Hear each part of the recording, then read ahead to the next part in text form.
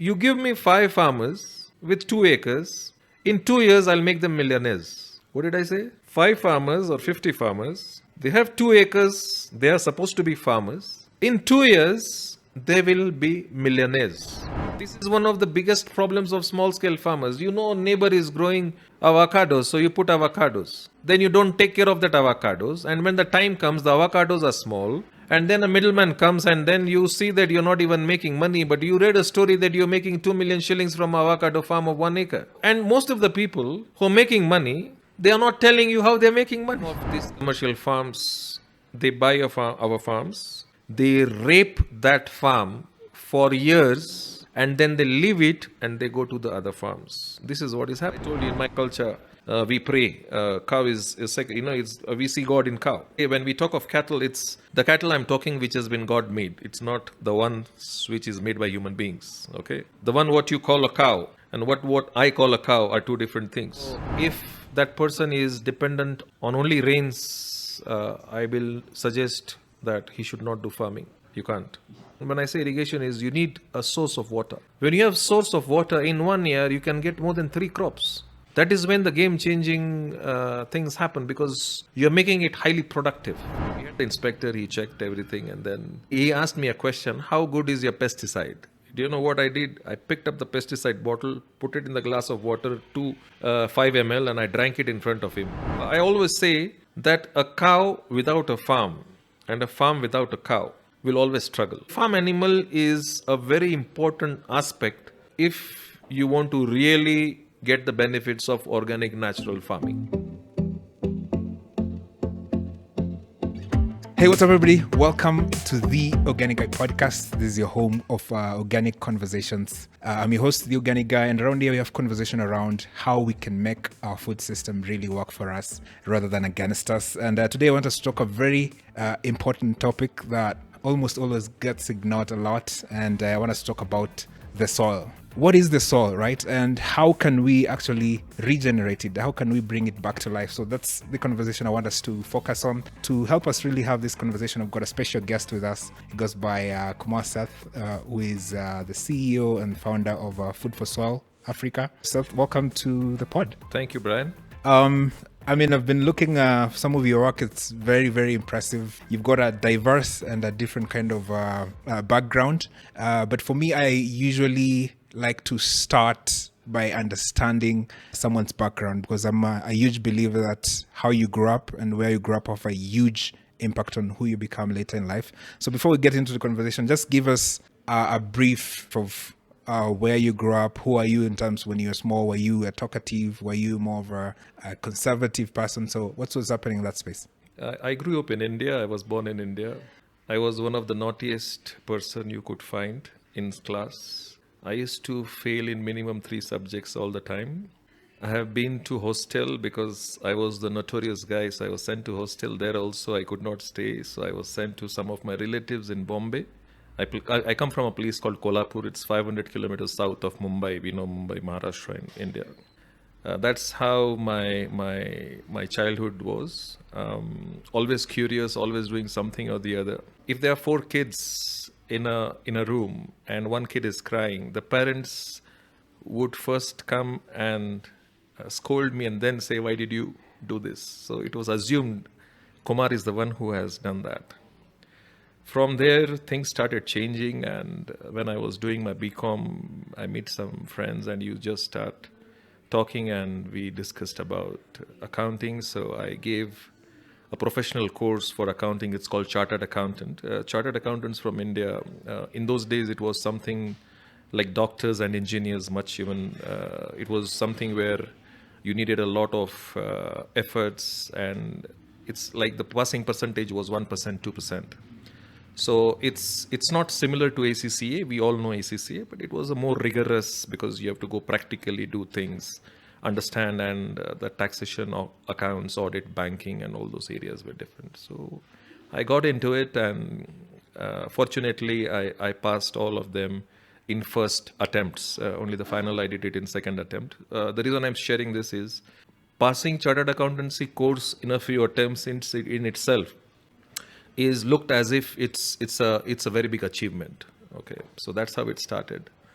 Then I joined a company, accounting firm, and I was growing there in that firm. I was supposed to go. I took up a job to go to Singapore. It was a shipbreaking industry where they wanted a chartered accountant to look after stuff. And I fell ill. I got something we call jaundice and typhoid. So because of that, I could not go there. I stayed. I had already resigned from my job, and I was sitting in my house to see what should I do. And that's when the opportunity to Kenya came in, because I had some relatives who had some factories here in Kenya, and that's how I came here. In 1999 is when I came here. When I joined the company, now you see you're coming from a corporate world and you think it's about audits. You sit in an office, you have managers, you have people working. Here I came and I joined directly a factory where I was doing everything. I used to check night production. I used to check the machines. I used to check administrative aspects. I used to check issues related to machines. I used to do the ordering. I used to do the invoicing. I used to do the packing. And we had 300 workers working in the factory. So that is what molded me what I am. So a hands-on person, able to do various things. That's how the whole thing started. And then after that, I joined a few other companies. In the financial world, I believe that I have gone around the whole table. So I have been an accountant, I've been a chief accountant, CFO, finance director, consultant, and also on the other side of the table started some few businesses. Like in Kenya, if you are for a few years, you become a hustler. You always want to do something more. And me being somebody who gets involved into many things at times. So that's how I got into it. We fast forward all these experiences, what I got. Then I started my consultancy firm where I do accounts and finance consultancy, where the key difference is that it's all hands-on. It's not about giving you a blueprint, do this, do that. You show it practically how you do it. So that's in general who I am. Yeah, it's a very interesting background. So corporate finance, it's very in the office kind of setup. I mean, we are talking about you now getting involved with soils and with farming. What was the trigger that made you, say, what, there's something that is, I think, that's happening in the soil or in farming that I should get involved? What was that trigger? So let me be honest. I don't think like that. It just happened. I was on a farm where the owner of the farm wanted to sell his farm. So it was a merger and acquisition deal. So somebody has got a farm and he wants to sell it for whatever reason. So he has a valuation. So now this is what you have done in your life. So you know people, you know accountants, you know accounting firms, you know various other people in the industry who wants to invest. And that was the main start of that conversation. And when we were seated there, he excited me with what is the meaning of soil, how many nutrients are there, why it is important, where the world is going, and how easy it is to fix. And he mentioned to me a few things. And then at that moment of time, I had got a lot of time with me because I had stopped doing what I was doing. Maybe it was burnout or whatever you call it. So I had some lot of time where I was looking into myself, what I want to do. And that empty time was where I looked into a lot of courses. I looked into a lot of videos. I went to India because I come from India. I met a lot of people there, and that's when I said, look, because being asked, I said, this is easy, I can do this, make a lot of money. That's what I thought 3 years ago, 3.5 years ago. Right now, my perspectives have changed. So what started as something which I said it's a win-win situation for the farmer, for me, for the country, everybody. So that's how the whole thing started as far as Food for Soil Africa is concerned. I started with one product and we have got right now 7 products which are registered. Yeah, interesting, because most of the people I talk to, especially in the organic and farming space, most of the time they are self-taught. And I think that's evidence to yourself as well, because, you went back, you started researching about it. And I think that innate curiosity that you got gives you a little bit of a different kind of knowledge from the one that you can get from like the conventional educational system. So that's an interesting observation I usually make from a lot of people involved in this space. So talk to us a little bit about Food for Soil. So what is it exactly, and what do you do in terms of helping farmers? So you're talking of an accountant or a CFO or a finance guy becoming a agricultural entrepreneur. Let me say it like that, because there are multiple things I did within 3 years. So we started. I started with one of the product we call it soil conditioner. So soil conditioner, the predominant ingredient in there was, if you look at it deeper, it's cow dung, one of the ingredients. But it's not only that. We made one product, soil conditioner. So it has got readily available carbon. It has got humic acid, and it has got the various microorganisms, including mycorrhiza, including we call it WAM in short names. You have got microbes, you have got carbon fixing microbes, you have got sulfur fixing microbes, and you have got many aspects of that, enzymes and so many things which are there. The beauty is that we manufactured it here. So when I was giving this product to the farmers, you're giving it to the conventional farmers, because I was the one who, I have a partner. He was helping me with storing the stuff and helping me with whatever I was not doing. So whatever I was not doing, I was banging it on him. He was a very good partner. So I was the one who was manufacturing it. I was the one who was packing it. I was the one who was delivering it. I was the one who was making the invoices. I was the one who was making the delivery notes. I was the one who was going on the farm. So it was a full deep dive into things and understanding for yourself. So that's how the whole thing started. A time came when for at least 9 months to 10 months, I was doing 600 kilometers a week. I used to go on public transport. I used to go on I'm a good biker. I have got a sports bike. I've done 30,000 kilometers in last 2 years. Today, if I have to go to Mombasa, I'll just put on my gear and I can just go alone. Yeah, so I've been to Kisumu, Kimana, Mombasa, Kisii, everywhere. Most of the time earlier, I was driving it for fun with my friends, and then I started riding for a reason. The riding for a reason came from the person who inspired me to get into this, because it started there, and then when you get into one aspect or the other, the brand is called, or the movement is called Save Soil. So if you Google Save Soil, the first website comes is called Conscious Planet, which has been started by a person called Sadhguru. Okay, you must have heard of Sadhguru. So there's nothing religious about it or something. He just talks about safe soil. That's it. Yeah, and all the facts, how to do it, how he has done it, how it has helped not thousands but millions of people. You will see everything in that. They have got all the statistics you mentioned about how soils are being degraded, what are the reasons for it. It has got a lot of information. So he's one of the person behind me. By the way, I've got a bigger logo of Save Soil behind my T-shirt than my own logo, because saving soil is a very big thing. There's nothing more bigger than that, bigger than our company. So coming back to my experience, so if I say I've been to a minimum of 4,000 different farms. I've done more than 25,000 farm visits, because some farms you visit more than one time. However, I was trying to do it in a very different way. I said I need to connect with the farmers, and I need to see if it's working. The farmers should be able to call back, and because now distribution systems are becoming better and better, and try and see, because it's not that I'm competing with a big company or I want to have a particular kind of turnover or everything, because I've done good in my life. Kenya has given me a lot. So I said, let me try it this way.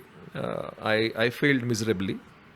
Okay, if I say that. However, I failed miserably because failure is generally connected to how much money you make. However, my definition of success is a bit different. Money should come, but however, every person you're interacting with, every farmer you're interacting with, they should always get something more than what you're trying to give. At the various places, you call it trial, commercial trial, people paid for it or people don't pay for it. Not a single person said it is not working. So during this time, it gave me confidence. And so we have the soil conditioner. Then we started making a soil cleanser, as the name suggests, to cleanse the soil. Then we started making, we made something, we called it manure cure or manure magic. So, as the name suggests, how you cure the manure. Then we have products like biostimulants, where it's for fruiting and flowering. We have an insecticide. We have a fungicide. Everything is natural. One of the days when we have, Kilimahai is a very good brand which is really doing wonderful job in Kenya. So our products are certified by them, and we had the inspector. He checked everything, and then he asked me a question: how good is your pesticide? Do you know what I did? I picked up the pesticide bottle, put it in the glass of water, 5 ml, and I drank it in front of him. He just was looking at me. He says, I said, that, now what else do you want? Why would I drink something? So it was something which, because I know what I'm putting inside it, So that's the reason why you have confidence in the product. So that's how the whole experience regarding what happened in the market, meeting customers, meeting farmers. When you're meeting farmers, you meet a small scale farmer, you get a large scale farmer, you meet a cooperative, you meet large scale farmers. Everywhere the experiences were very, very different. And because you're working on the soil, it was very difficult for me to sell it. The reason why is because, you see, when you go to a farmer, he will want to know what are you selling. He will directly relate: is this replacing urea? Is it replacing DAP? Is it replacing chemicals? Is it replacing pesticides? Is it replacing? Because when you take all these things differently, it becomes very, very difficult to make it cost effective for the farmer. So that's the reason why I've taken a breather for last few months and trying to see how we go back to the farmer in such a way that you are able to reduce the costs for the farmer at least by 50%, if not more.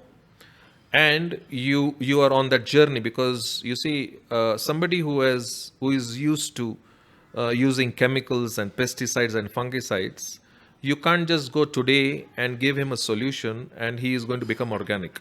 Okay, it has got financial implications. Okay, even if that guy has got 1 acre or 1,000 acres, he's going to give you a small portion and you need to try. And that trying for a small company like us, it has got a lot of cost implications.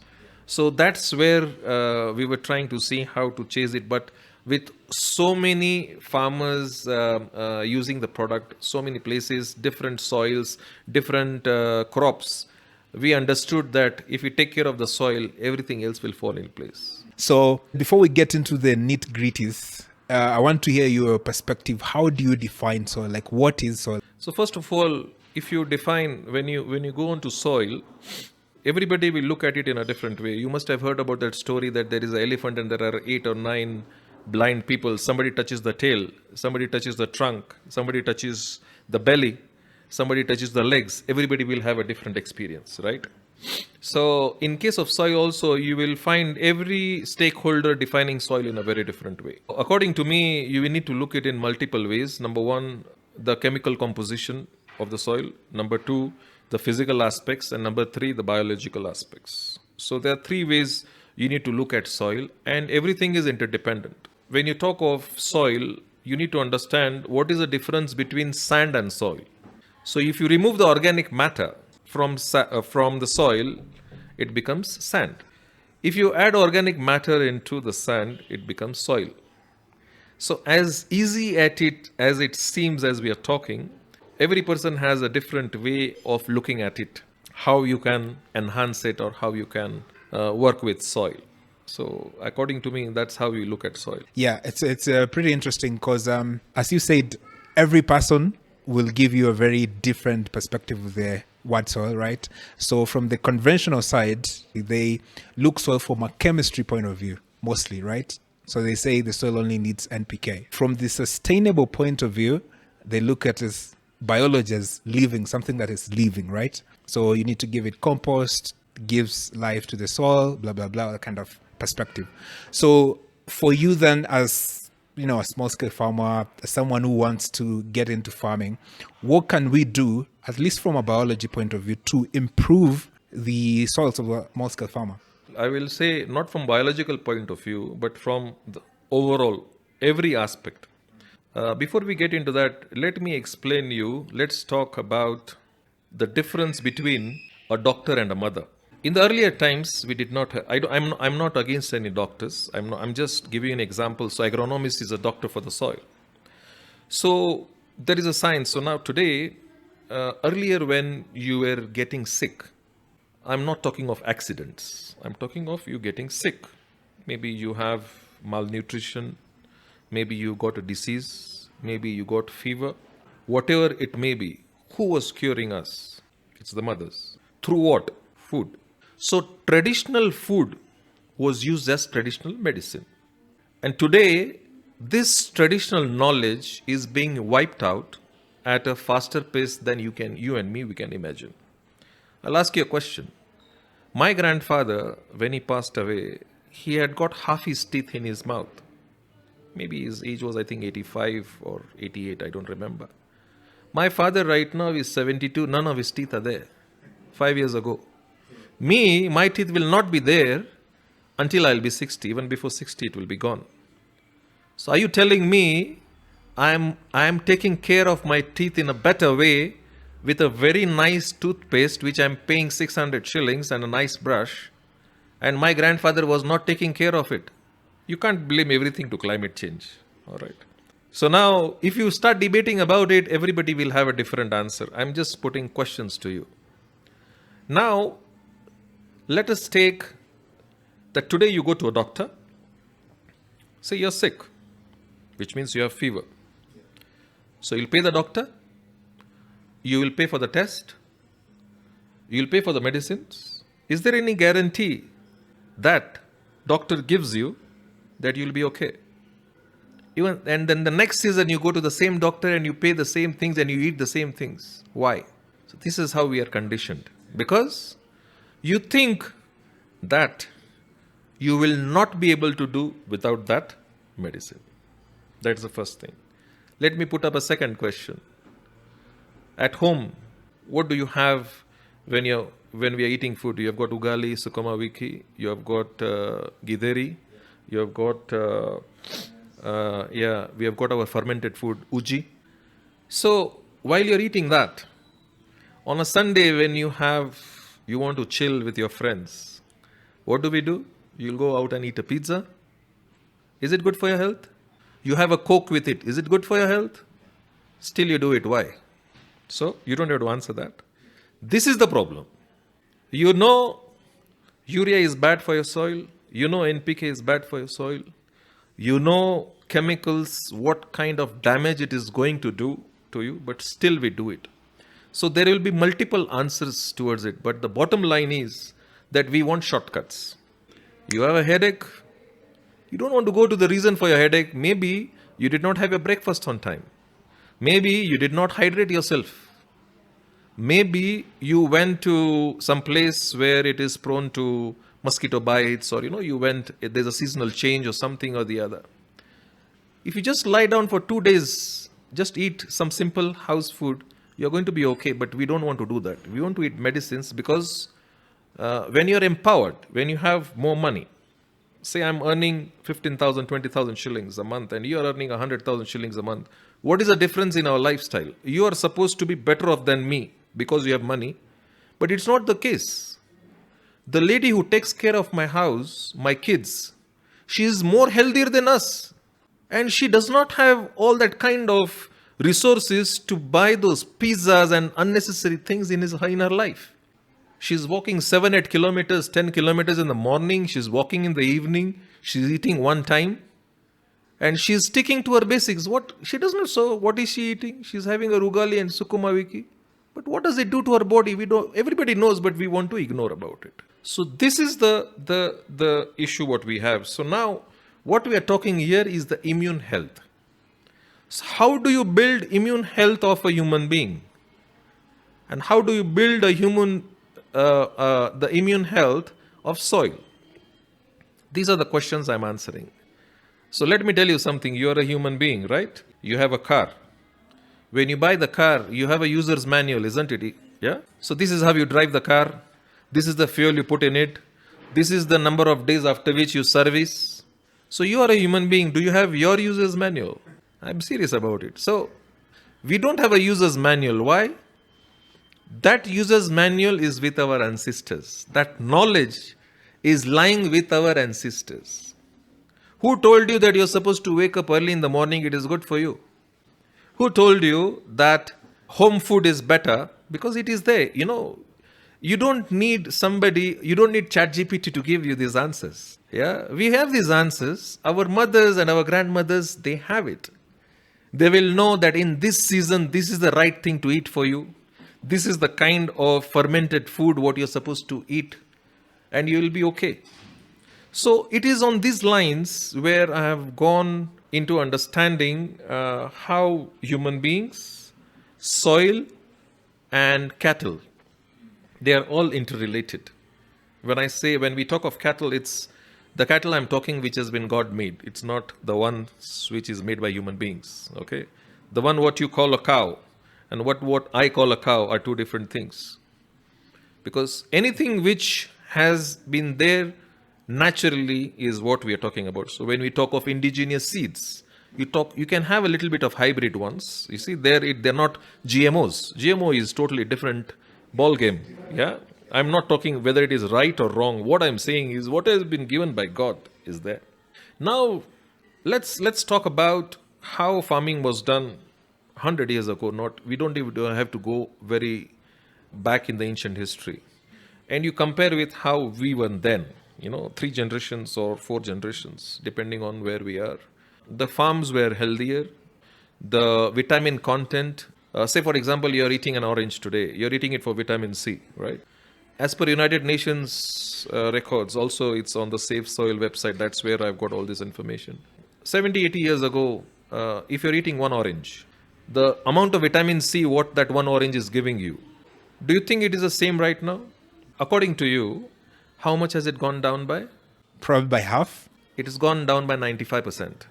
95, that's crazy. Which means, if you want to get the same vitamin C, what you were getting from one orange, you will need to eat 10 oranges now.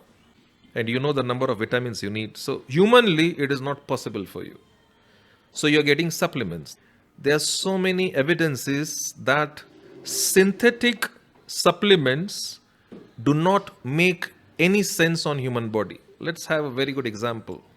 During COVID, how many vitamin C supplements did you gulp? How many zinc or some other things we gulped, right?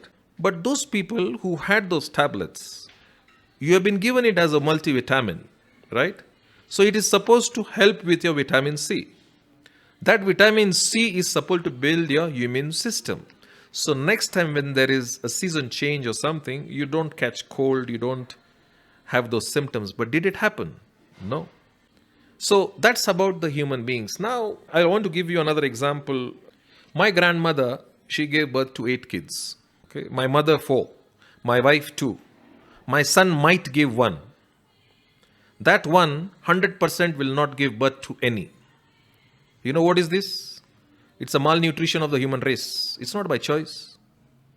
Today, we are fortunate here. Today, if you're a couple and you're expecting a child, what complications you're talking are very small complications. I mean, I never heard somebody spending $50,000 that he can't get a baby or she can't get a baby, right? Why?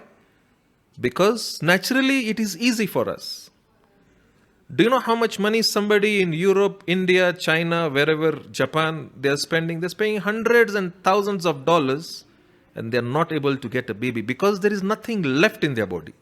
So if it is not in your soil, it will never come onto the plants. If it is not in the plants, it will never come into the human beings. You can take it for granted. That is why saving soil is very important from every aspect. Now, on the same formula, if I tell my grandson or my granddaughter that he or she can produce 8 kids, they will say, Kumar, you have got insane. It's not possible. But you and me, we have seen it. So what is that? So now, let's relate it back to soil. You have degraded your soil at a level where most of the parameters you're looking at, everything is going down, Inputs are high, costs are high, you have many places to blame. In the end, when you don't understand anything, we blame climate change. Simple. Now, if I tell that farmer that whatever you're growing, Your growth can be 5 times more, 6 times more. He will say it is not possible. But you and me, if you go back to history, we have seen it that it was growing. Now, you same thing is about the cattle. In the olden times, say, let's take the example of cow. Like, okay, I come from a religion where we cow is sacred, so we pray. So cow is not taken as food, as meat. We have got two types of cows here. One is for milk and one is for meat, right? So meat is the one which is the indigenous cows, which is there because you're not looking for milk. They just grazed and everything.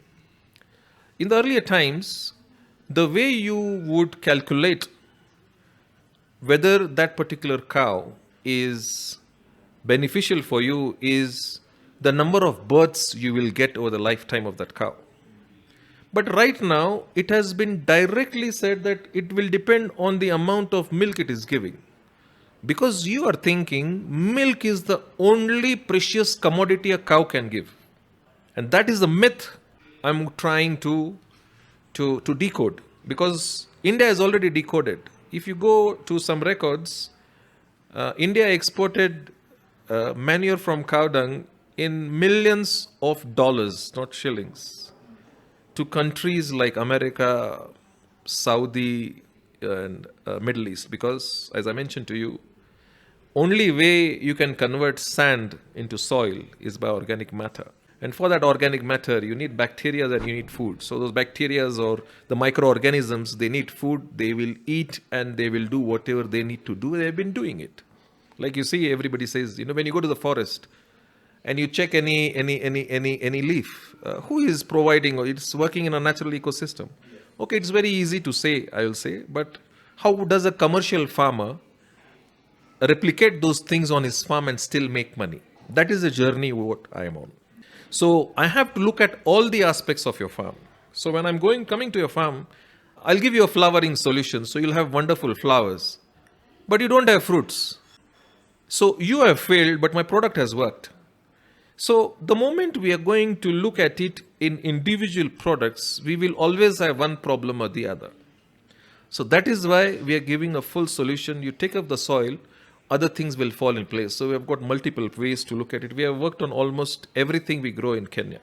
So that's about how we relate human beings, soil, farming, and cattle. So it's all circular. It's a really, really interesting perspective that you've given. There's so many things I want to talk about, but I want us to start from the basics. You've mentioned that India currently exports a lot of cow dung, and this is a product that is, if you go to the village anywhere, this is a readily available component that is in every household. So for a small scale farmer, how can they use those readily available commodities like cow dung to actually help improve their soils? So any animal dung, you convert into manure without mixing anything. It's called manure. If you mix a few other biomass or the residues on your farm, say they are twigs, they are leaves or residues from whatever you have grown, when you mix that, it becomes compost. And there is one thing ahead of it. We call it high carbon soil or high carbon compost. So how do you add more and more value onto that? Let's say cow dung. So as I mentioned to you, cow dung is cow dung which comes from a cow. And the way right now it is happening is you'll find people on roadside selling it, people specific yards where they sell it. So what do? They dump the cow dung, they let it stay in the sun, kama mekauka, 6 months, 7 months, 8 months. Then the farmer buys it and he puts it in his farm. That is how everybody does it. Even the big farms, even an organic farmer like yourself. But let me ask you a question. Did you test that manure before you took to your farm? Was the cow organic who gave you that manure? I always say that a cow without a farm and a farm without a cow will always struggle. You definitely need to have an animal, because this is again coming from the traditional practice. Traditionally, if you look at farms, so maybe your grandfather, he has a farm, there's some people staying there, he's also staying there. He has got some chickens, he has got some sheep, he has got some cows, whichever farming he likes to do. So farm animal is a very important aspect if you want to really get the benefits of organic natural farming, if you really want to grow things, because it's very easy and cheaper. So we don't know what is the quality of the cow dung. Now let's go back. What is happening to the cow? They are given so many injections. I think, is it for hormones or many aspects of that, right? If they have some ticks, you want to give them injection. They call it vaccination. How many farmers really know what kind of injections are being given to that animal? So there's a question mark. Now you are expecting that you can feed anything to that animal and whatever will come out is going to be a very nice manure. It's not going to be possible. So I'm not saying that it will be changed overnight, but if you know what we are giving to the cows, you will know that it is going to affect the quality of the manure. We sent some cow dung samples from here to India to get it checked. Apart from some small things what we can find out here, we found 474 chemical and pesticide residues in the cow dung. Today, people are talking of microplastics being found in so many places, So that's one aspect of it. So now, how do you stop all these things? So the first thing is to focus on the cow. Feed it proper things. So if your farm is organic, which means you are following the principles, you have different way you are managing your pest and the fungal infections, baridi, and so many things which you get. Now, when you're feeding that kind of feed to your cow, it helps also to the soil when it comes in the form of cow dung. Let's go now to the second stage where people are making manure. So you might have 10 cows. So every day, one cow will give you easily 10 to 15 kgs of raw cow dung. So it will be just put somewhere. And after some time, depending on, it's always in the open, so sunlight is there. Yes, there are certain negative aspects like E. coli and other things which is present in the cow dung which can harm your farm. But there is a way you can take it away out of it and also retain the nitrogen content of that cow dung. So what happens is we leave the cow dung in the sun. It turns into the manure, the conventional manure. So on a scale of 1 to 10, the potency of that is 1.5. However, if it is done our way, the potency is at 50. On a scale of 1 to 10, I'll even cross the scale. That is the level of that compost, and you will understand why it is like that. So we have developed some products which we add. So we explain how those things. It's something very easy what a farmer can do on his farm. Now, you see, if you look at organic products, because you're a farmer, there are many products which are being sold. And if you look at it, it looks like it's like soil, something which is smelling good, something which has been enriched with some fortified or enriched with certain biologicals. Now, you have to understand that if somebody is selling you something which has got microorganisms in it, and if it is packed, if there is no air or oxygen, they are going to die over a period of time. And then the cost of this packing and getting it from overseas is so high. So when you talk in terms of how much is the available amount of microbes when you buy such things, it's say at a scale of say 10%, 15%. But when what we are making the compost on somebody's farm, it is available 50 times more, 100 times more than what it is being done at that place. Okay. So manure making, compost making is one of the key areas. Now let's go to compost making. Now if you go to farms, manure making, compost making, I will call it a gold mine, if not a diamond mine. Now what is the meaning of gold mine? Where you can get gold. Now how much importance and how much care are you taking about that gold mine? The cow is just there. You don't clean it. You don't take the dung out, keep it properly. It is left in the sun. So that whole concept of waste is something which we are trying to look at it in a different way. So now say you have harvested tomatoes. You have got the biomass. What do? You take the whole thing and put it on that heap. So you ask him, where is the compost? That is my compost. Is that what is compost? That is not the way compost is manufactured. If you want to call it a gold mine, we need to do it in a process. So it's something very simple. So what we do is we tell them put up a temporary shade or something. If you're not able to put up a shade, get some plastic covers which you can cover it, because we don't want direct sunlight to touch or extra rain to get in. So assuming you have got certain quantities of manure, you have got certain quantities of waste, you can mix rice husk. Rice husk, it takes a little bit time, so we generally tell them you can grind it and then you put it inside. You can put coffee waste, avocado waste, fruit waste. You go to the you go to our markets. The government is spending millions of shillings to clean it every day. That waste, if you mix it with this, it will go back into your soil. It becomes the circular economy, what you call.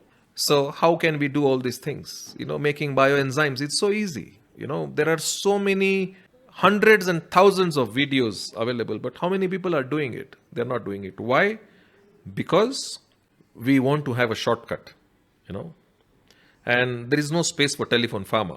You will have heard many people talking about it, that telephone farmer, he has got somebody there, and in few seasons he has already shut down his things. So now, coming back to the high carbon soil, what we call. So now, when you have, now what you're trying to do is you have control over the inputs. So garbage in, garbage out, you have heard about it. So now you're taking care of the cow. You will see how you can reduce the vaccines, you can reduce the hormones, because there are multiple ways to look at it. Another thing I want to mention here is cow feeds. Do you know about wheatgrass? Wheatgrass, yes. Do you know how wheatgrass is made? Most of it I've seen hydroponics. Yes. If you take a rack, you have some plates, you put some wheat on it, and you have your guy watering it every 1 hour. That is hydroponics. In 8 days, 1 kg of wheat becomes 7.5 kgs of wheatgrass. 1 or 2 days here and there, depending on how you water it. That wheatgrass is 25 times more nutritious than anything you're giving to your cow, than the wheat itself, or than the grass itself. So once you can make it from barley, once you can make it from sorghum, once you can make it from wheat. The moment you give this, you don't have to give any micronutrients to your animal. It is more nutritious. You will see it. See, how do you understand whether human being or an animal? Okay, in case of animal, it's very difficult. Whether you're okay or not, are you really telling me that the test results are going to tell me whether you're okay or not? It is you. You're smiling, you're sitting here, you're full of energy. It shows that you're good. That's what is immune system about, right? So this is how we are changing this is how we think. This is how we want to approach these things. So coming back to the compost making. So you just need to have diverse type of inputs in terms of compost, which you put back in the soil. So the composting process, we all know, you have those you can do it in different layers. You can mix it. You can get some cakes from somebody who has pressed soya bean, somebody has pressed some sunflower or avocado, everything. The key thing is, when macadamia, is to mix it in equal proportion. So ash is there, you're organic guys, so you know people use for ash for using potash, and depending on what kind of ash. So all these things, when it starts going back into the soil, and we have our flagship product, the soil conditioner, it has got carbon fixing bacteria, it has got sulfur fixing bacteria, it has got the mycorrhizal network, it can increase on its own. So what we are giving is, we are giving the whole thing to build the immune system of the soil. And compost making is a business which I believe our Kenyan young entrepreneurs should get into, because the demand is huge. We don't want to talk of exports. We just want to talk of giving it to a neighboring farmer. See, you are a farmer, you have a cow. Today you'll say, Kumar, okay, fine, let me try it out, see the difference. Tomorrow somebody else will come, because that's how we are. We are doing in multiple places. Yeah, it's a really, really interesting perspective as well. So what you're saying, if any farmer has access to the dung, right, they have a cow, one way they can actually use it for their benefits, make sure that the cow at most is in great health.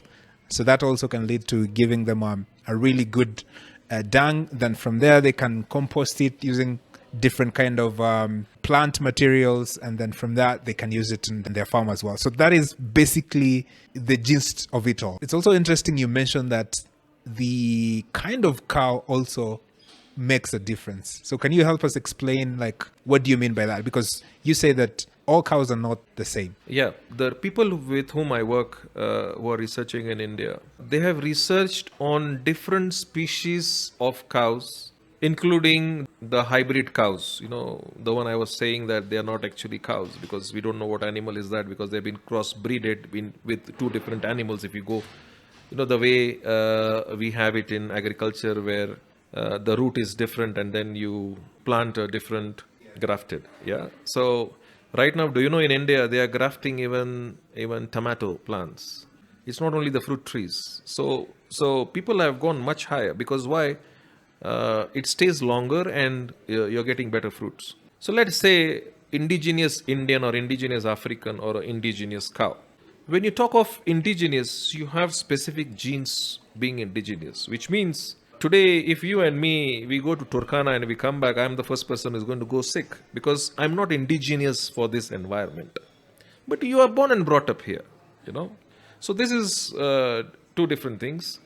Now, when you look at the cows which we have here, which is specifically for milk industry, they are specifically targeting it for milk. So something animal which was supposed to produce 3 liters or 5 liters or 7 liters of milk, it has been, I don't know if it is genetically modified or whatever you call it. They have been crossbreeded into an animal with a specific intention of giving more milk. Now, when you change all these things, the internal things of that cow has changed. So what is coming out from that cow as manure is also not that helpful as compared to an indigenous cow. But that does, I'm not saying that you sell all your cows and buy indigenous cow. What I'm saying is if you have got, just add one indigenous cow, so that will help. So if you have 10, 15 cows, just add one indigenous cow, have it there. And if you're going our way, so we show you the whole thing, because now when we go there, we change the food for that cow. We tell them don't vaccinate it. We give them different natural options of doing it, and we guarantee that the cow will not die. So what happens is now slowly, you start seeing benefit of that cow on your farm. So let me tell you something. If you have a cow, if you're making more money from the cow dung of that cow, will you ever sell that cow? Will you ever eat that cow? It's as simple as that. So milk is the byproduct. And there are many comparisons which talk about milk from an indigenous cow and milk from the other cow. They're two different things. And there are a lot of things about it. So I think the species of cow really plays a very important role. For sure. That one I agree. Because I've had the privilege of really going into people specializing like dairy production.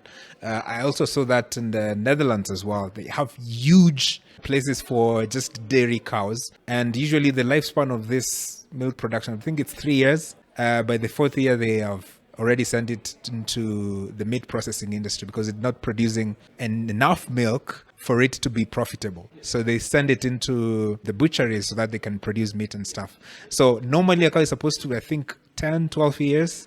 But for this made for milk production, it's usually 3 years. So huge difference in terms of what happens when you hybridize a cow. Also, what I noticed, the dung itself smells different. I can talk a lot about it because every time when I used to come home, the only thing I used to smell was dung. I was not allowed to get into the house before I take a shower. Everything is removed outside, straight, take a shower and then you come out. Now, when they start our process, when we spray the soil conditioners, and when you do this process of 3 months of making the cow organic, many times we have noticed in India that there is no smell in the dung.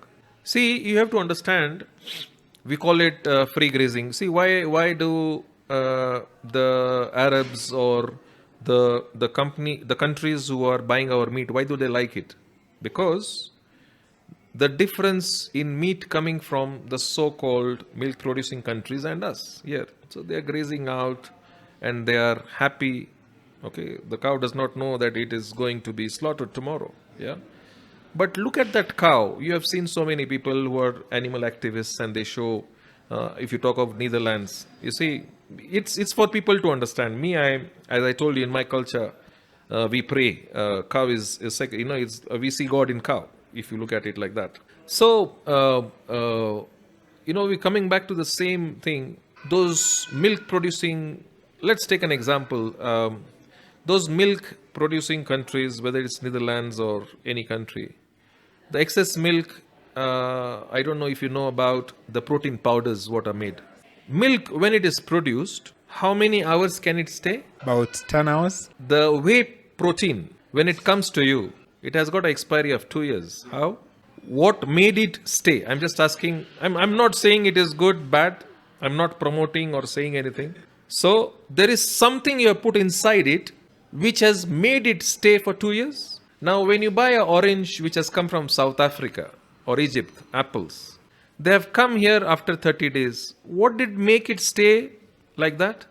Yet, we don't want to buy something which is grown locally. One of the best oranges in the world are the pixies which we get from over here. But that pixie guy will get 100 shillings a kilo, 120 shillings a kilo. But when you go to Carrefour, you are going to buy those South African oranges for 450 shillings a kilo. This is the problem. Because you think it is better, but it is not. And I think you mentioned also like the importance of looking at these things all connected. You touched it a little bit, but I would like for you to explain it a little bit better in terms of the health of the soil is important to the health of the plant. It's important to the health of the animal. It's important to the health of the humans. What does that actually mean? You mentioned a comment in the starting that soils worldwide are degrading, right? What is the meaning of that? You're talking of the soil organic carbon. So the organic carbon of the soil is roughly around 0.5%, 0.7%, what we have it here. The moment you have that at 3%, 4%, do you know 90% of the diseases will be gone? Say today your immune system is not good and your friend's immune system is good. How do you determine that? When there are seasonal changes, you fall sick and he does not fall sick. So when you fall sick, you start taking a Panadol. After Panadol or a paracetamol, you start taking an antibiotic. After that antibiotic, you start taking a stronger antibiotic. And after a certain time, there is nothing. We are talking of what they call antibiotic resistance and all those things. So when it comes to soil, it also is the same way. So now, when I came into this country 20 years ago, 25 years ago, 25, 26, and if I'm eating some normal vegetables, I was comparing it from the place where I came from. Oh, it is tasting very sweet.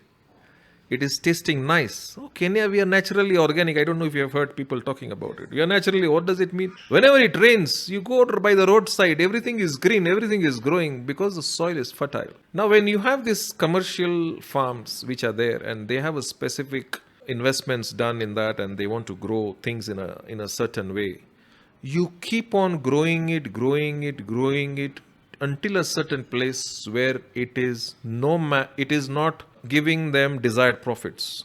I would like to put it in a very crude way. These commercial farms, they buy our farms, they rape that farm for years and then they leave it and they go to the other farms. This is what is happening. Now, what we are doing is we are exporting the soil of our great-grandchildren right now. What are we going to do with that degraded land? There's so many places, there are so many farms. There's nothing happening about it. That is the answer we have. So you just come with one cow for 2 acres, it will happen. If you want to do it, it is going to happen. So coming back on the same aspect of soil and how to work on it holistically. Say you have stayed in a developed country, say US, and you're a local African. You stayed there for a few years. So now your eating habits have changed. Your drinking habits have changed in terms of what you drink as milk and all those things. I'm not talking of the evening drinks. Your pattern of waking up and sleeping has changed because you are young, so you start doing various things. And when you fall sick, you don't have a mother there. So there is a health care and it is giving you pills. So you have to understand what these chemicals and pills is doing to a biological body. When you eat an antibiotic, does that antibiotic know which germs to kill in your body? So it kills good and the bad. So fine, you needed it, you did it. But the point to answer is, how are you going to get back the good ones? Or you are getting it but you don't know. You are getting it by eating raw vegetables, fruits, and our traditional recipes. So fermented food is the key. So in our recipe, I have got githeri and I've got uji for the soil. So the githeri for the soil is the compost what we make, and the uji for the soil is the soil conditioner what we make. And in this way, what I'm doing is I'm putting up a factory of making your own inputs on your farm. It would have been easy for me. I set up a place. I tell people, get all your cow dung into my place. I make it. I get a registration from cafes and Kilimahai that I'm making this compost, and I sell it. So many people are selling it. But how much will you put in a farm? You'll say, okay, fine, Kumar, I'll buy something with 5,000 shillings. 5,000 shillings, you will get 2 bags, 3 bags. In 5,000 shillings, I'll make for you 2 tons on your farm. That is the game changer. That is why I'm saying food. So what I'm doing is I'm putting what you call buffet. So when you go for a buffet, there is salad, there is soup, there is your proteins, it may be meat or whatever. There is rice, there is lentils, there is dessert, there is fruits.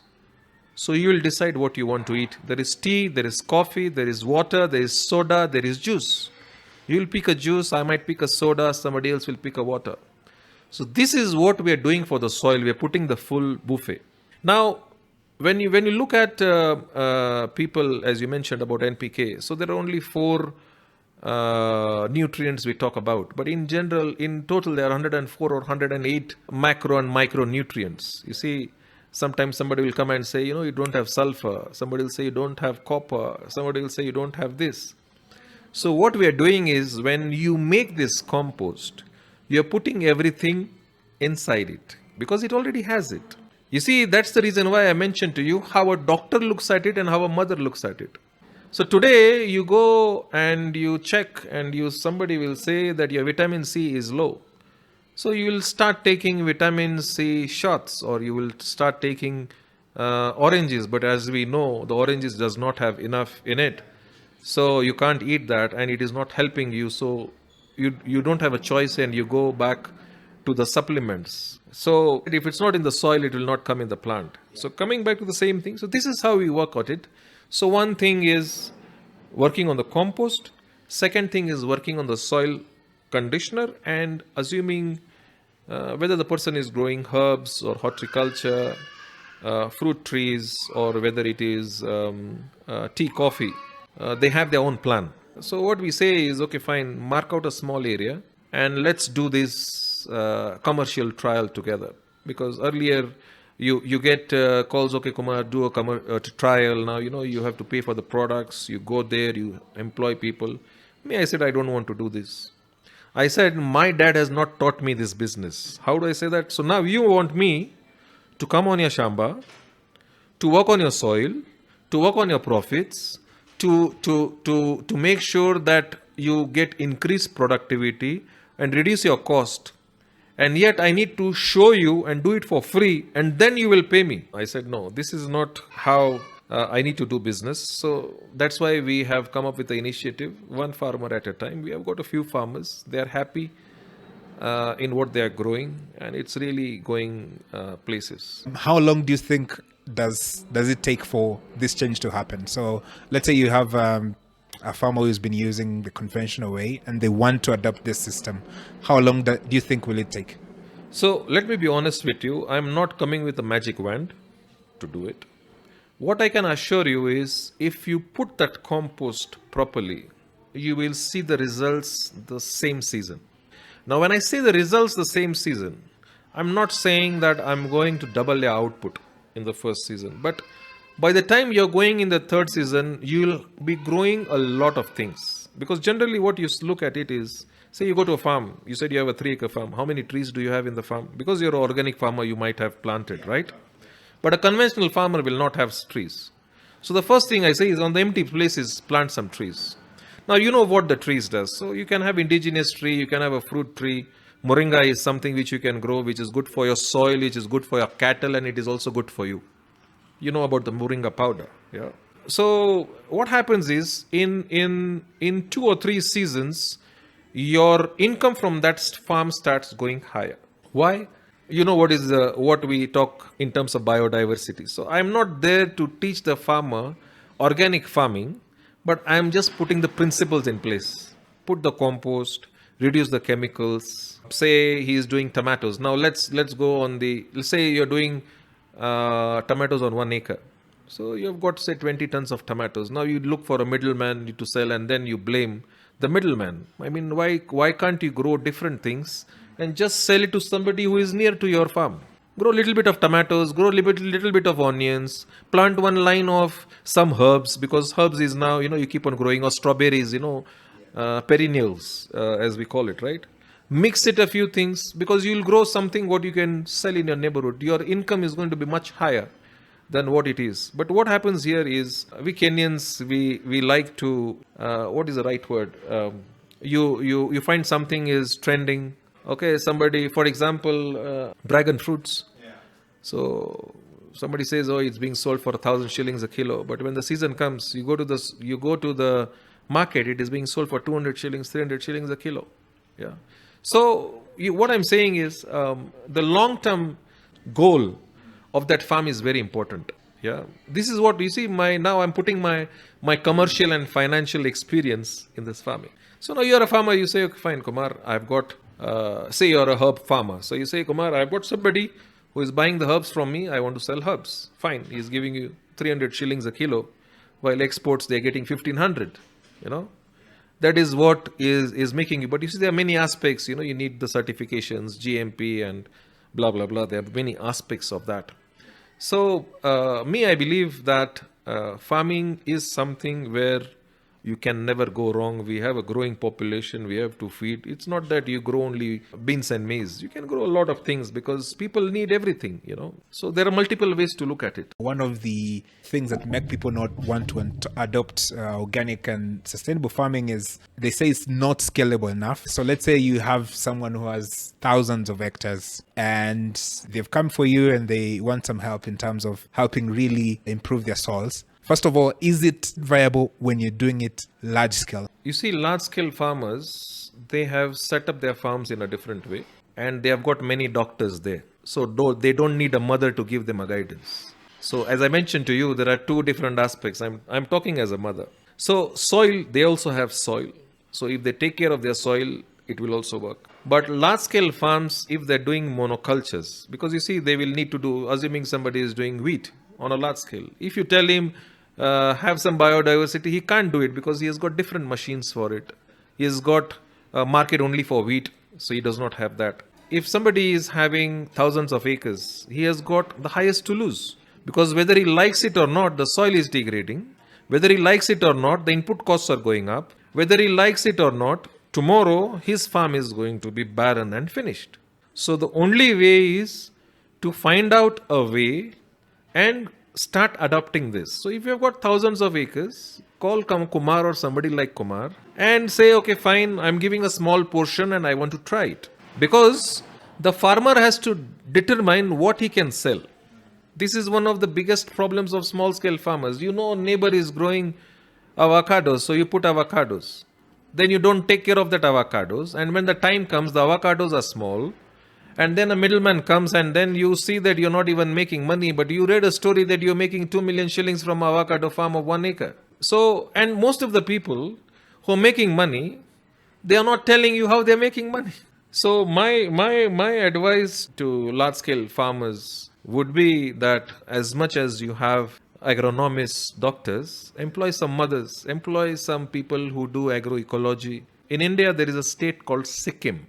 Do you know how many hectares of land have been gazetted as organic farms? 750,000 hectares. This is just one area, 750,000 hectares. How many of these big farms who have got so much of capital spent $1,000 and went there and checked? So it's only if the decision maker in his mind wants to think on those lines, they will go ahead. So me, I don't want to become a billionaire. I don't want to say that I have got thousands of farms or I've got thousands of customers and everything. No. You give me 5 farmers with 2 acres. In 2 years, I'll make them millionaires. What did I say? 5 farmers or 50 farmers. They have 2 acres. They are supposed to be farmers. They may be anywhere in Kenya because I can't go outside Kenya right now. In 2 years, they will be millionaires because of the experience. Now, I'll give you another thing. When I was doing this, I also did farming. I leased 16 acres in Tarakaniti, where I did rain-based farming of dengue. And we got some amazing results there. I have a second farm which is in Kajiado. It's 30 acres, but we did a little bit of trial and error of some farms. We have not scaled it up in a full way. And we are looking at a third farm in Limuru where we want to do something. The reason why I'm getting into that is because when I go to a farmer, I don't want to go to you and say I've come to sell products to you. I'm also a farmer. If you're interested, I can also give you my inputs through my experiences. And we can grow together. You learn something from the other farmer because we have not even started where we are. I'll give you one of the examples. Let's take example of grass. If you talk of we call it bommerods or what's the different, that few other names where you get maybe 20-30 tons per acre. If you talk of Napier grass or super Napier grass, or there is some Chinese grass which has come, it goes up to 150 tons, provided you take care of it, right? Our people in India, researchers, they have gone to 2,000 metric tons of grass in 1 acre in 1 year, and it's organic. I can take you there. I can give you the numbers. It's like the same thing, when I tell my granddaughter that she can produce 8 kids. So if she says yes, she's not going to be ready in a few months, right? She needs those kind of inputs. Her care needs to be taken in a certain way for her to perform in a certain way. So same way is the soil. So if I tell you that I can get you 2,000 metric tons of grass in 1 acre in 1 year, the seeds, we work on the seeds, we work on the water, we work on the inputs, then you get what you're talking about because it grows much faster. There, the soil organic carbon is above 14%. We mentioned about us being at 0.5, 0.7. They're at 14%. And you can do it. So there is a science behind it. They have methods to do that. Now, why I mentioned about this grass is, you see now, we have a meat industry and we have the milk industry. Kenya has got a lot of livestock. During droughts, what do? You transport grass from one area to the other area. The highest amount of money you're paying is for the transport, isn't it? Do you know in grass, 70% is water. So when you dehydrate the grass and you make pellets out of it, you can store it. Those same pellets, you can use it for your cattle and you can also use it for energy. The boilers, briquettes, from the residue everybody pick and you make briquettes out of it and then it goes back into the...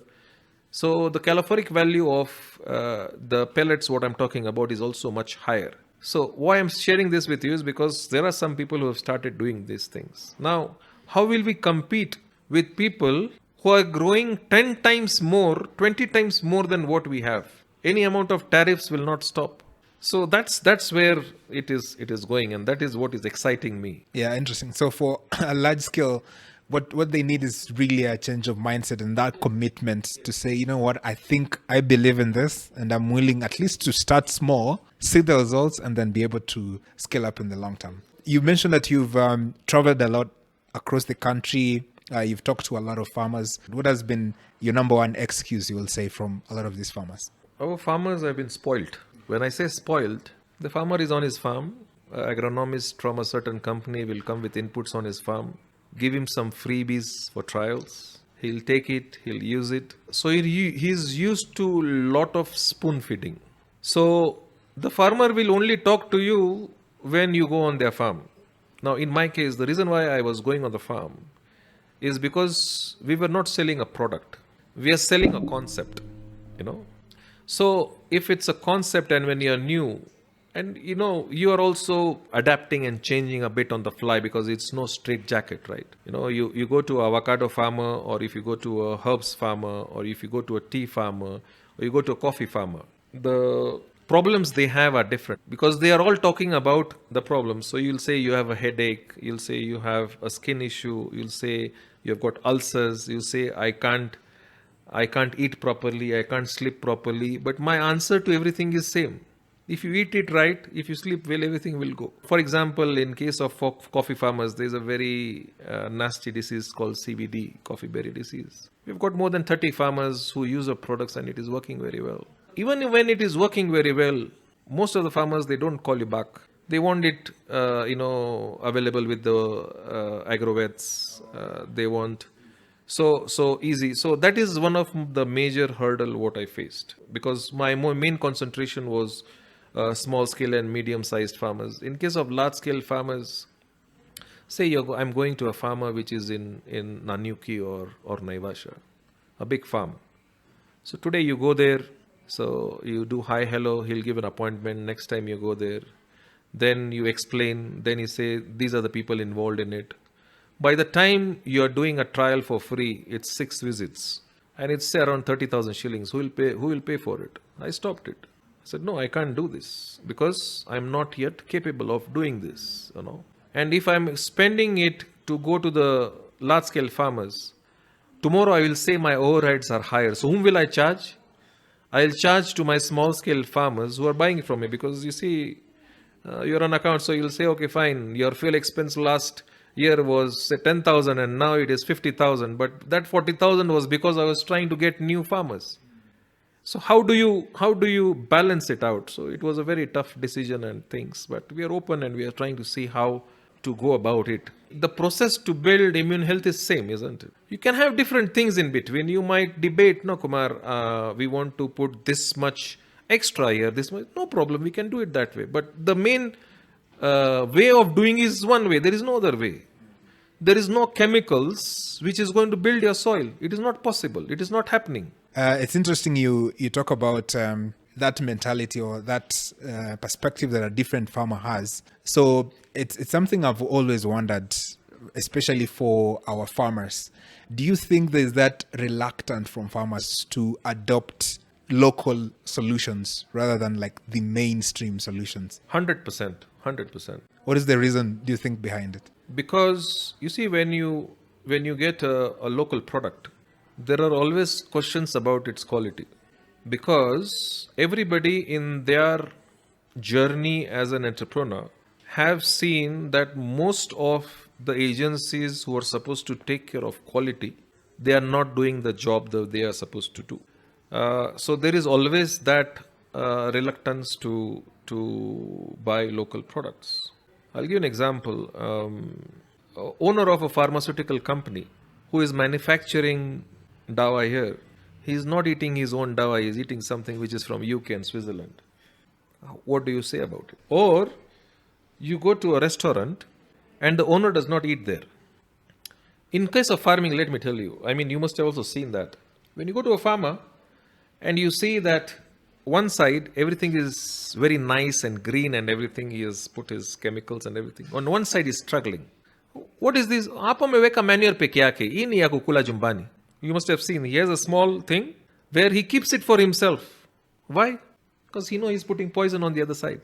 It does not grow properly. So that mindset is there. But let me tell you, farmers really take a lot of risk. Out of the 4,000 farmers, I can say, I'm not talking about the large scale farmers. The small and medium size, not a single farmer has said no to our visit. Not a single farmer has not given us a warm welcome. Not a single farmer I have seen that it's lunchtime and if you have stayed there for more than 1 hour, that I have not been offered sweet potato because I'm a vegetarian, gideri, uji, and now you are going there more than one time. So they know Kumar is coming, so they are also vegetarian because Kumar, you're coming, so we have cooked a nice vegetarian meal.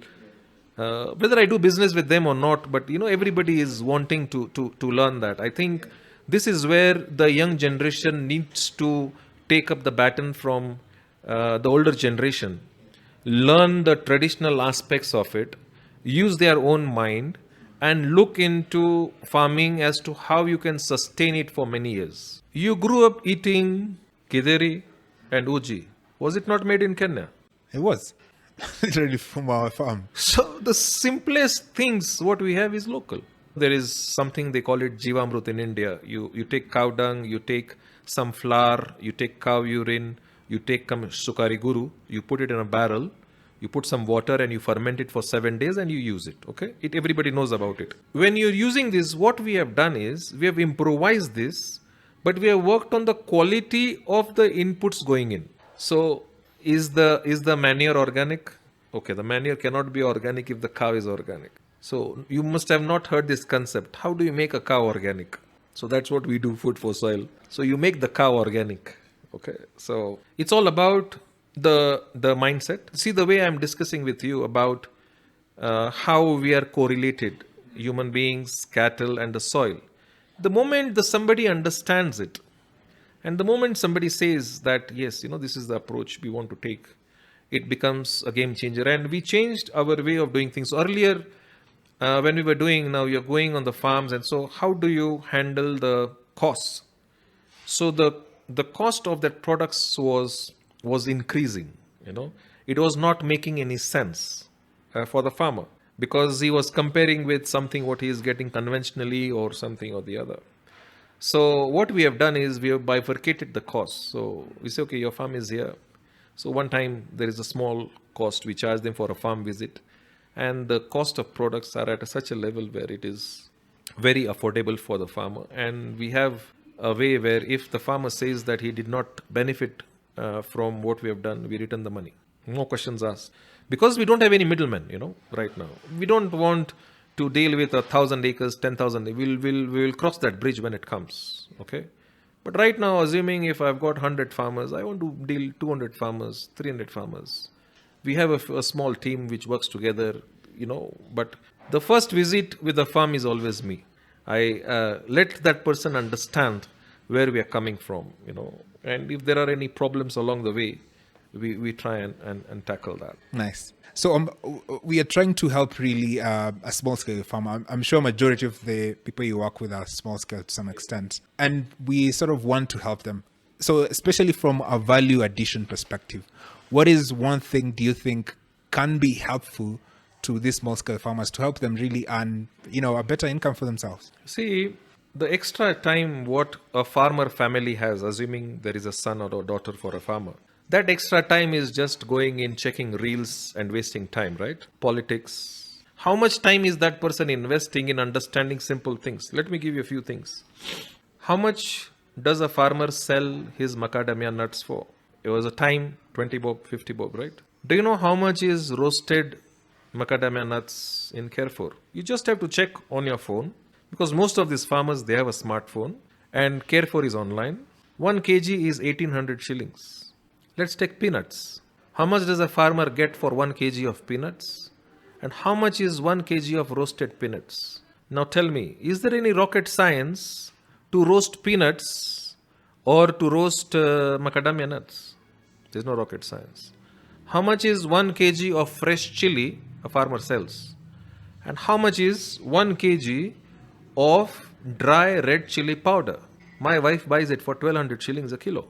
How much is 1 kg of fresh herbs? You sell it to the middleman. And how much is 1 kg of dried herbs being sold on Carrefour?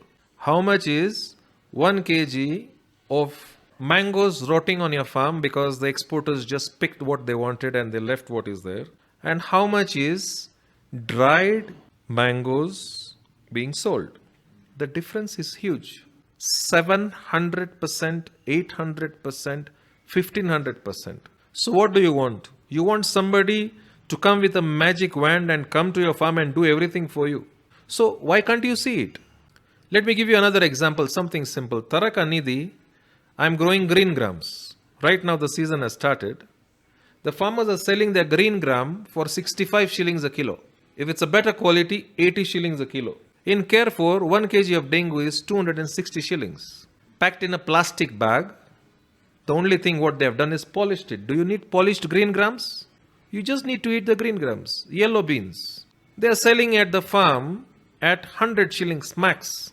In Carrefour, it is being sold for 300 shillings. Just tell me what value addition is there. So, we people in Nairobi, here, you're seated here, and you want to see that you want to go to a company which will pay you 50,000, 100,000 shillings, I'm giving you a business idea where you can make 1,000 shillings per day just by selling something to your neighbor. Let's take milk. 1 kg of milk, is it 42 shillings the farmer gets, right? How much is 1 kg of cheese? What rocket science is there to make mozzarella cheese or cheddar? I'm not even talking of high-end cheese where they have got and they keep it in a different way. You just bring some cultures, you have nice, safe things, the cultures are put in a few days that cheese is done. So, the real reason here is that we need to hold hand of each other. You don't have to worry about an NGO, the government and everything, and you focus on this. I've started an initiative right now. For example, last year during the mango season, I sold 3 tons of mangoes from my house, door to door. Naveka Kaugari, I'm with my wife, some person, because you see, when you go to Naivash, that time I think the apple mangoes were being sold for 90 shillings, 110 shillings a kilo. I was selling it for 60 shillings. I was giving the farmer 45 shillings, delivered. The farmer was being paid 30 shillings by them. But now these farmers who I was working with them, they were organic farmers. Now I told them, look, I'm doing this to build something, try and see what happens. Most of the people who bought those mangoes, they said, Kumars, these mangoes are some of the sweetest mangoes we have eaten. Because you know what happens. Now, there are multiple problems in the mango industry as well. You see, they've got FCM and they're not able to export, and there are many issues. Because this issue will keep on increasing, because in that farm, you only have mango trees. What do you expect? That is not how our grandfather had. They had a mango tree. Maybe they had a different tree around it. Some of a wood, some is for food, fruits. There's a farmer whom I said, why don't you grow guavas? I sold guavas. I sold carrots and beetroots and other things. So I was just trying to with a friend of mine, he has a shop around and from my house. Now I am trying to see how I can scale up. But you see, most of the people, they start thinking from how much money I go. I want to sell 100,000 kgs or I want to make 1 million. I'm saying, how can I make my 1,000 shillings? Because 1,000 shillings in my hand is worth 1,000,000 times more than 1,000,000 shillings on paper. Because I've seen that. You know what I'm saying? You see it and you want to do a deal and somebody's talking about a deal here and deal there, and in the end, what you have done is just wasted time. If you are seated with no job, no work, and you've got little money, will you spend money on your clothes? Will you spend money on something to do with your house, or you'll spend money for food? Food is the first thing what you need, right? And we have a very big gap. If you look at the news and, somebody was saying Africa imports $90 billion worth of food here. For example, I was shocked when I went to a supermarket and my friend, he had got a newborn baby and she was buying organic rice-based products for her baby. 200 grams was around 1,100 shillings. And yet we can do all these things here. So there is a huge potential.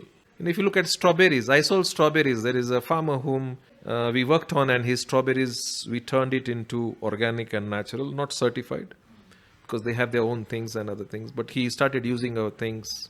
And I just told my friends, look, this is a farmer I know, and he has not used pesticides, the harmful ones. He has just used our organic stuff. I was selling from my house 100 punnets a week.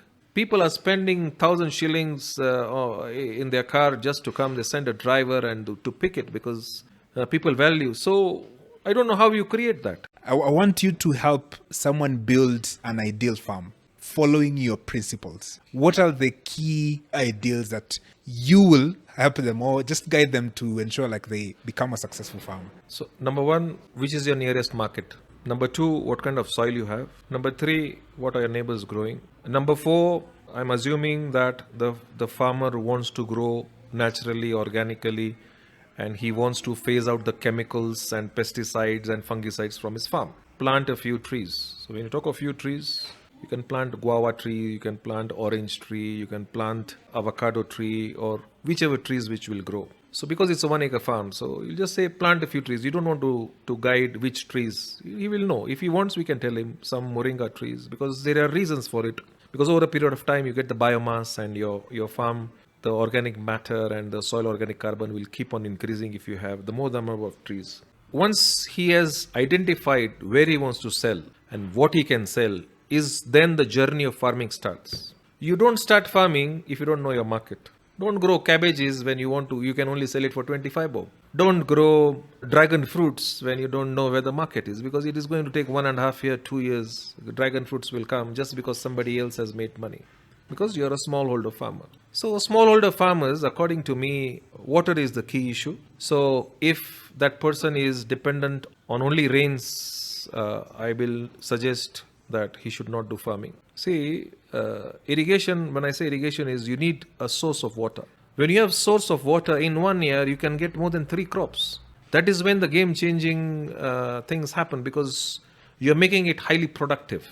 When we talked of productive, when we compared human beings and things. So water is something you need. And now when you do organic farming, you also know that the amount of water you need for your farm is at least 80-90% less than conventional farming.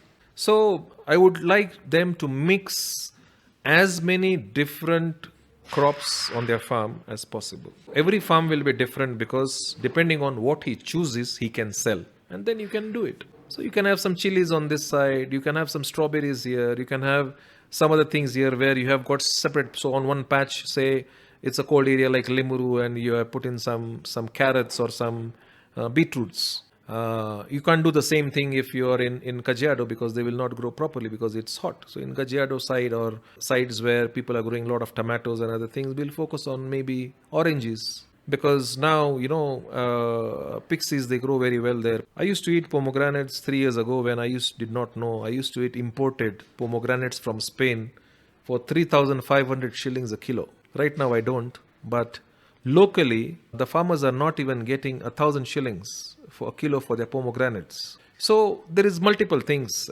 which can be done. But what I'm saying is, if we take care of the soil, I can assure you, whatever you're growing, it will come out.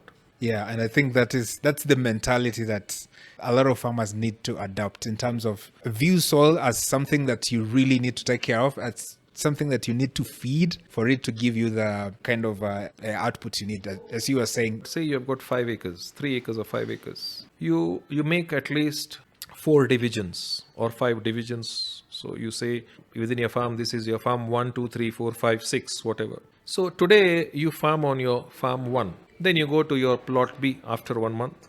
You planted it. 3rd month, you go to your plot number 3 or C. By the time you go in your 3rd one, the first one is starting to give you, depending on what you have planted. You can do the same things, 4, 5 things. So what happens is, instead of looking for a middleman or instead of looking for a wholesaler, you will be working with 4 retailers. So assuming you have got onions, cabbages, some horticulture is the major thing what people do when they do it. So you will be taking it to the same retailer every 2 weeks, because he has got customers and those people need to eat. So it is a whole cycle. You're not losing on anything. It's a cycle.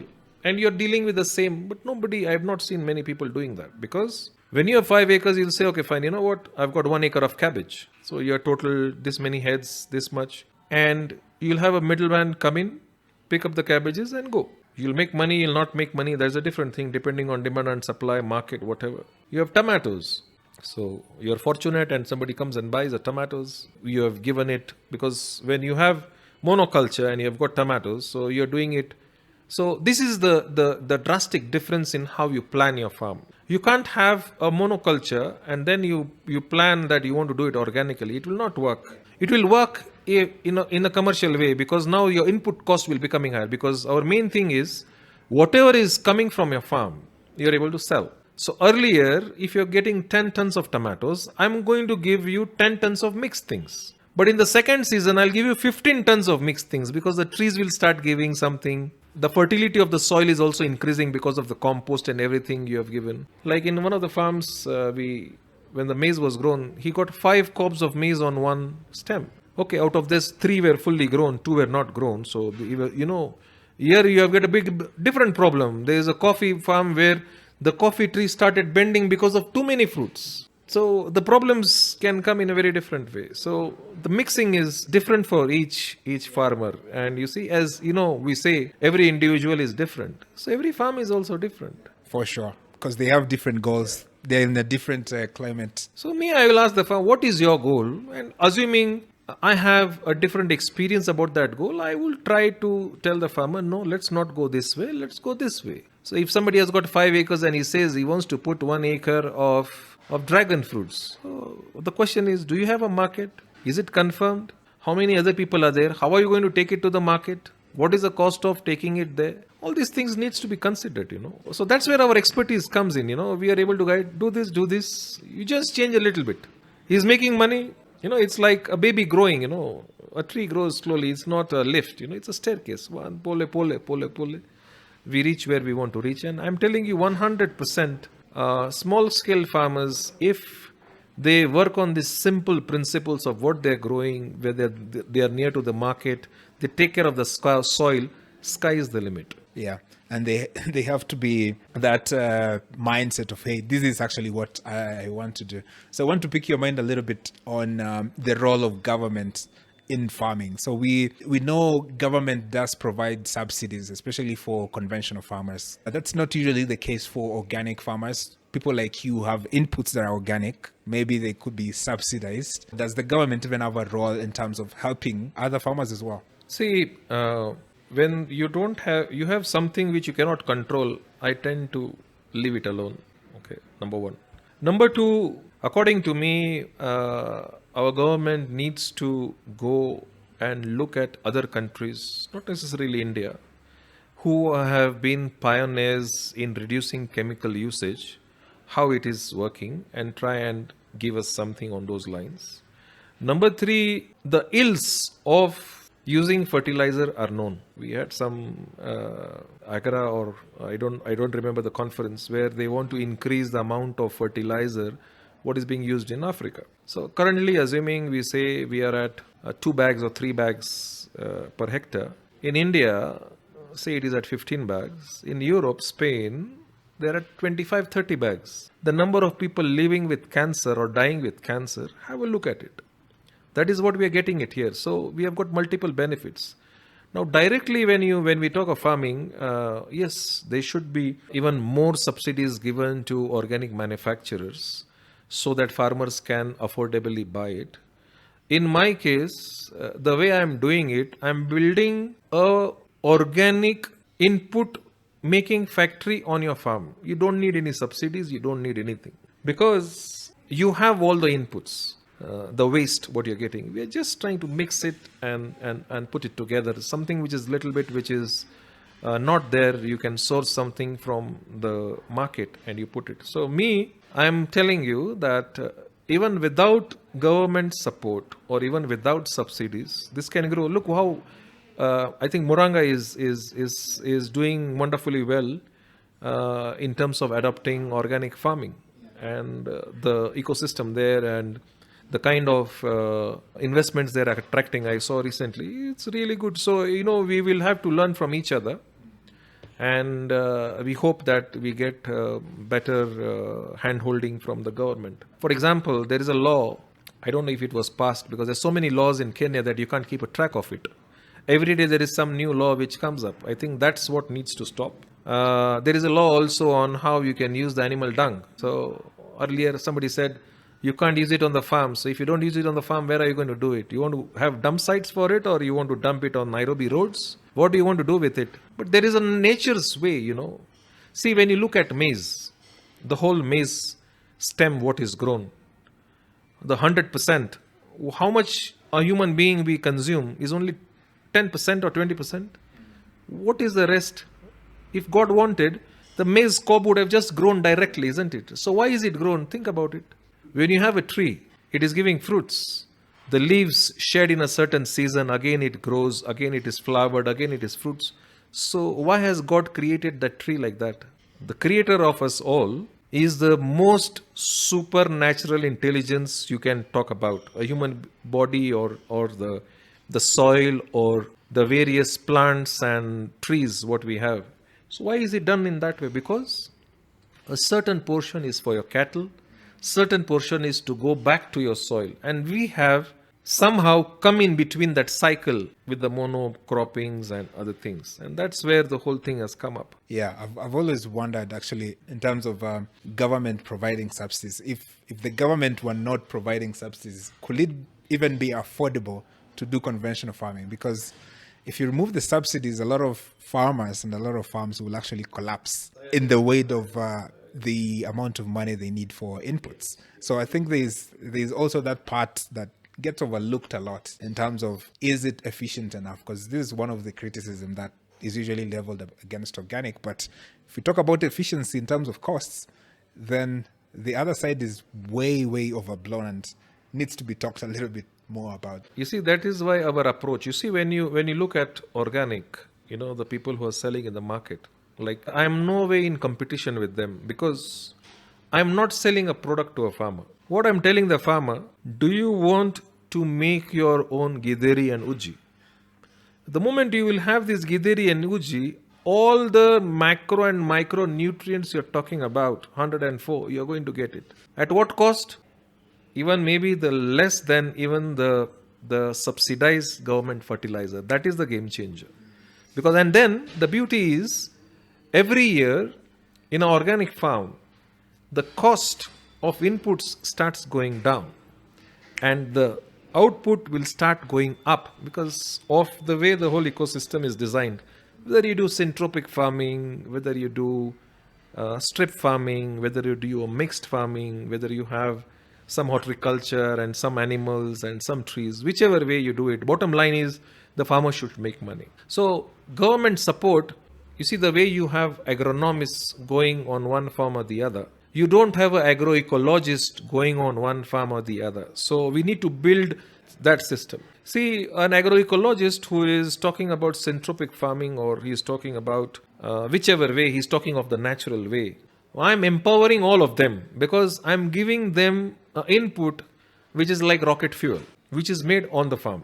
Because we have done analysis reports on just few parameters, because you can't even look at all the parameters. What are the various parameters about your immune health? Every person will have a different perspective.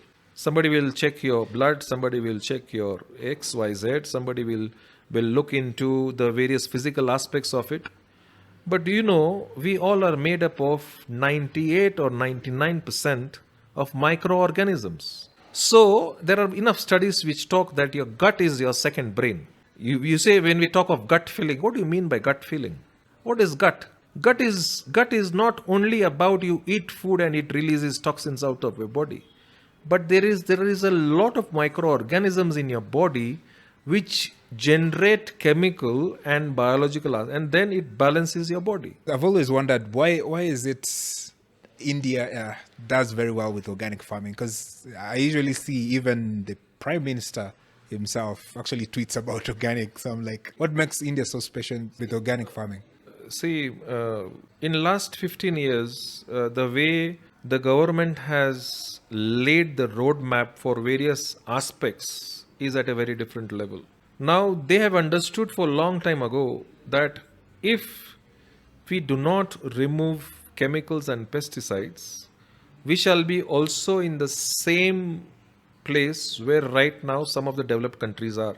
The number of people with tumors and cancers in India is at a level which is at least 20 times more than Kenya, if not more. So it has got alarming ways in which everything is going down.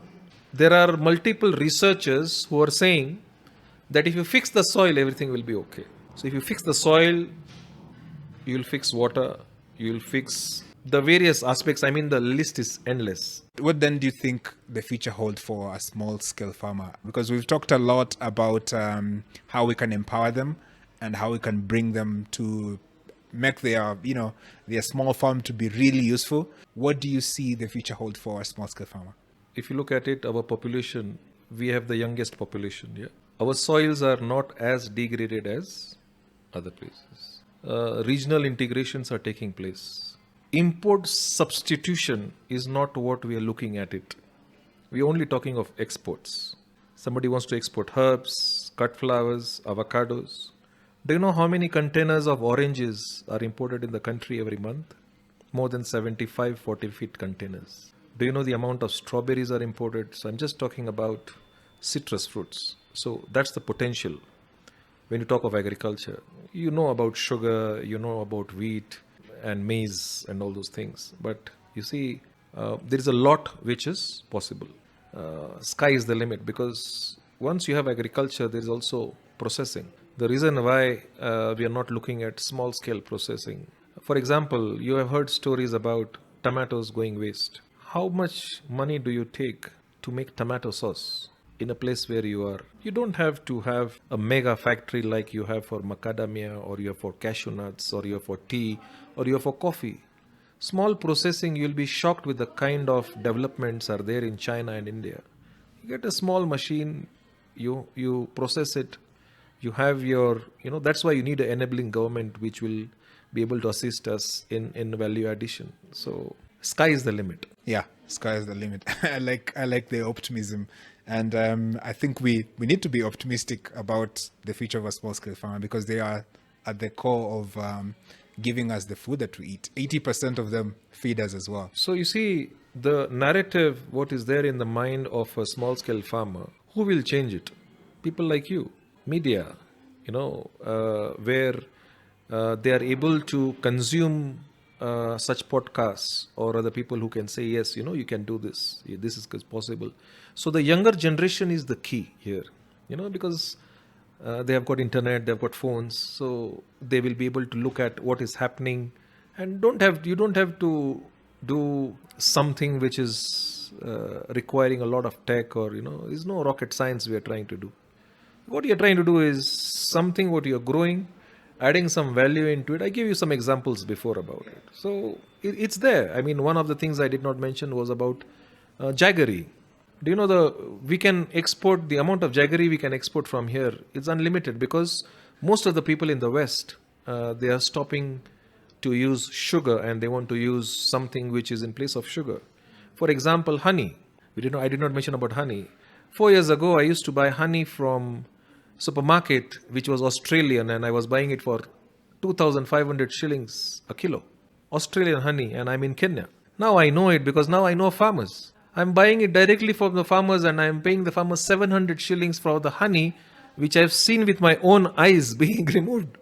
There is no adulteration. Recently there was a report that in India 80% of the honey is adulterated, some of the big brands. But why somebody has not thought about it and seen a very big potential? So there are multiple aspects in the value chain. A lot of things is happening. It's not that it's not happening.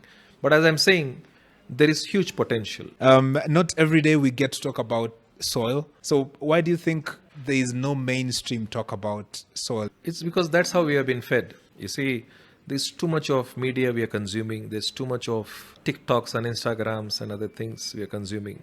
If you dedicate some time and then you say that you want to research on this, then only, you'll be able to spend some time on it. You see, there's a narrative put in our mind that, you can do hydroponics. You don't need soil.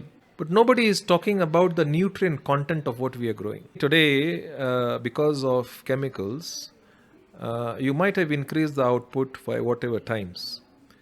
But you don't see any study where they talk about what is the nutrient content of this orange and that orange.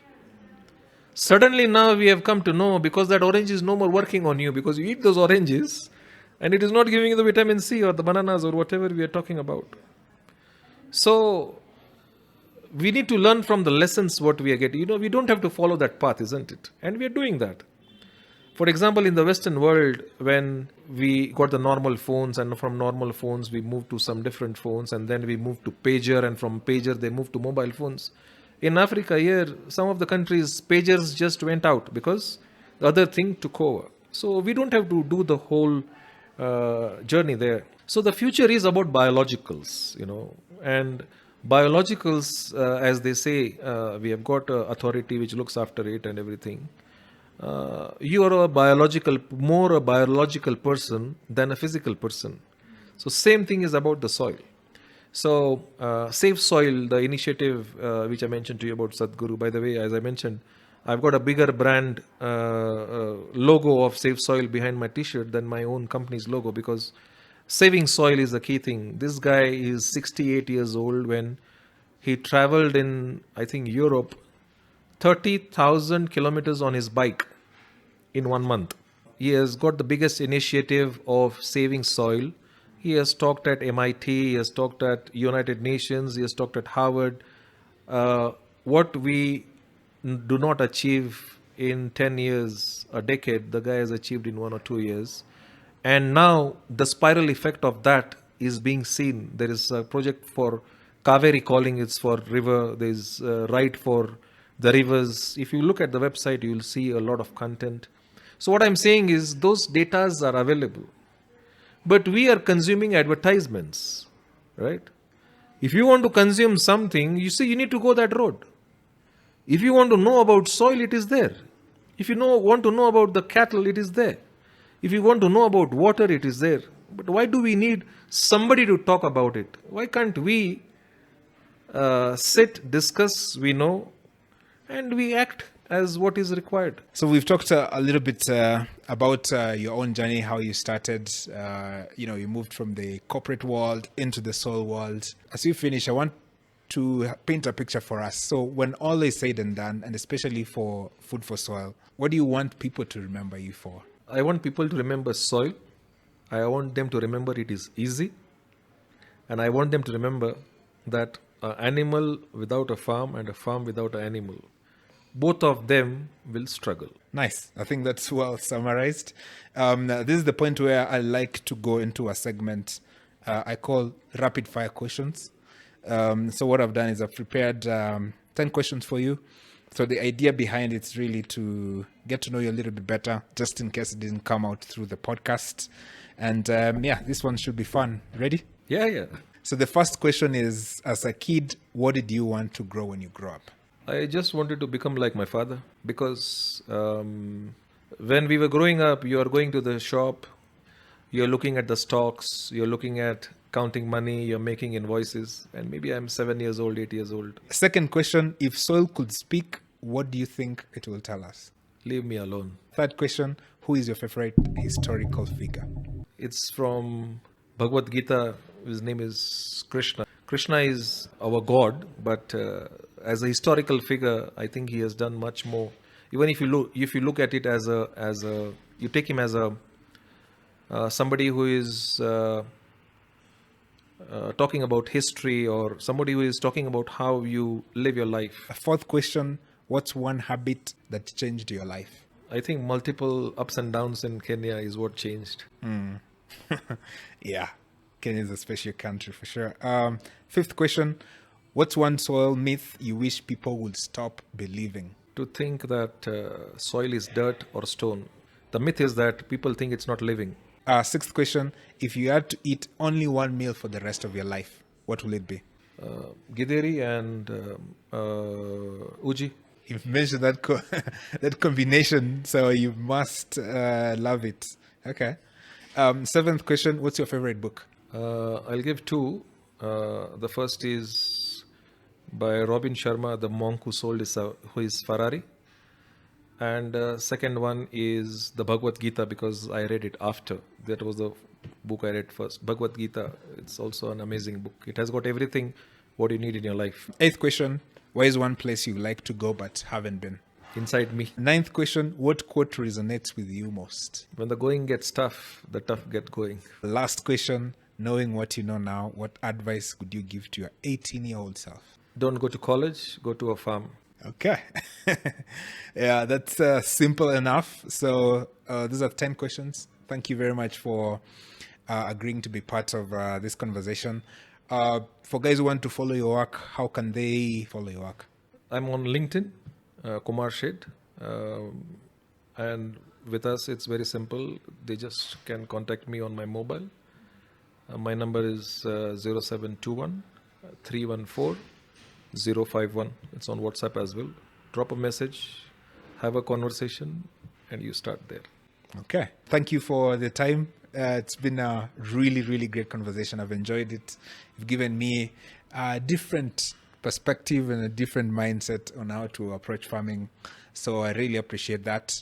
I'm sure guys who will watch this podcast will also enjoy it very much. And really appreciate it. Till the next podcast, remember to be organic. Cheers.